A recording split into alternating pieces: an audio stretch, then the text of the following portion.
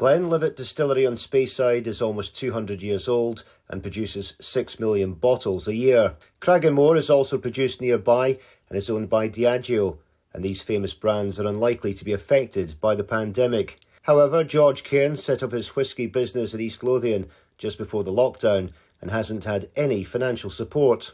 We were not in business for a year, so we didn't qualify for any furlough. I was not self-employed and I had no figures to show that I had any earnings. I had no earnings, I've still got no earnings. So that was the worst possible thing. We fell through all the cracks of the financial support that was available at the time. So what have you had to do? Use my own savings and beg, steal and borrow without the stealing. That's really difficult as well. And then there's other pitfalls. I heard something about bottling as well has been an issue. Bottling is an issue. For a start, the bottling plants were very busy. But bottles became a problem. Bottles are still a problem. The price went up by 40-50%. The supply chain ended. We bought our bottles from France. We can't do it anymore. We had to change the bottle at the last minute. And the supply chain just collapsed as well. You know, every area just collapsed around about us. While George puts his own money and effort into his business, he's not the only one that has suffered problems. To import casks from Spain, we saw a 28% increase in the transport cost to bring the casks over from Spain. So that is going to feed through, and that 10, 12 years later, that cost is going to be passed on. But while some whisky distillers have faced issues with financial support and bottling problems, independent retailers who sell whisky have had to rethink their business model in order to continue to thrive.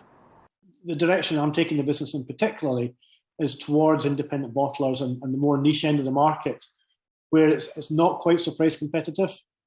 And we're seeing, there's been a lot of distilleries opening up in the last couple of years, a lot of new releases coming out, and we're getting access to these. I've owned this business now for nearly 9 years. My first thought was on the 23rd of March in 2020 was, that's it, that's the business gone.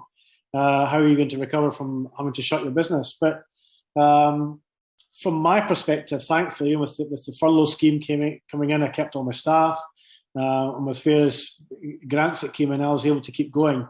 And actually, since we've kind of come out of the lockdown, the business has been really good. It seems to be that people are shopping more locally, and that certainly with the tourism that we had in the UK last summer, we had a great summer. So we were busier last summer than any pre-pandemic summers we've had.